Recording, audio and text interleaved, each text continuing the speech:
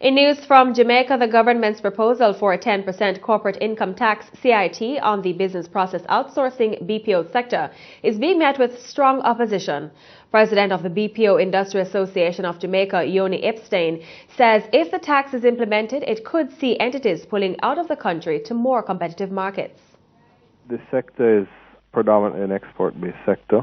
Revenues are derived outside of the country. When you look at the industry globally, essentially we're trading a commodity. And when the price of our commodity becomes more expensive to the consumer will go elsewhere. The only countries that have CIT on a BPO type industry globally are the Philippines, India, Mexico, which are all to be considered mature industries.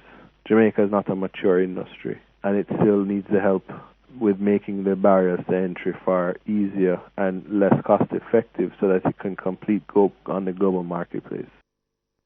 Mr. Epstein says the potential implementation of the CIT will further compound doing business in Jamaica, as the island has one of the highest electricity rates in the region, high telecoms cost, and a high murder rate.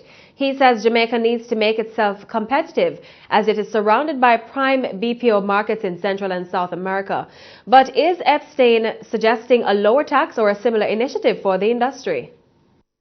Let's look at the ethos of what the free zones were developed 30 years ago. The ethos of the free zones were job generators, economic generators by getting people to work so that there's money in their pockets that money can turn in the local economies. That is what it was developed on. That is what has thrived through 30 years and made it what it was. You know, we made a lot of mistakes in the 807 factory, in 807 factories, where we saw the rise and the fall of that industry.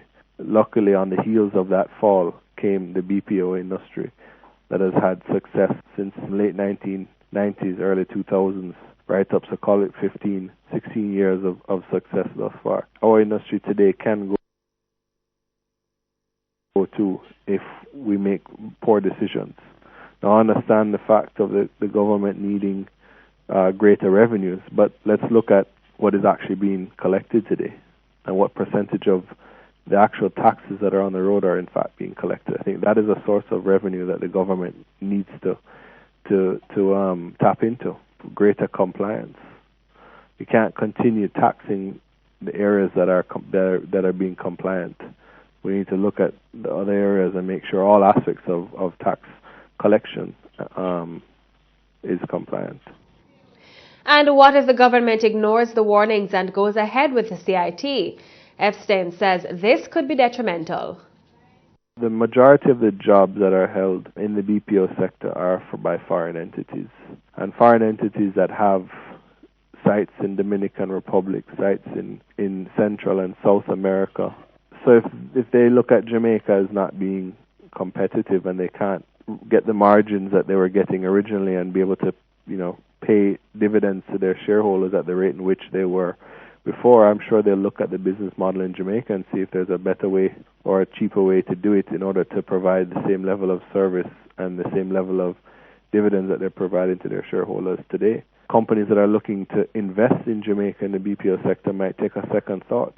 We're on the heels of the Jamaica Investment Forum, which is supposed to provide a lot of foreign direct investment, or at least the interest of foreign direct investment. When people see new incentives on the horizon that's going to make them less competitive by coming to Jamaica, they may change their mind. Not suggesting that that's what will happen, but I'm saying let's call a spade a spade.